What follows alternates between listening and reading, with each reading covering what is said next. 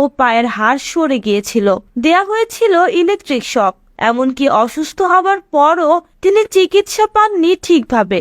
অর্থাৎ তার জীবনের 4 থেকে 5টা বছর গেছে জেলখানায় অত্যাচার সহ্য করতে করতে।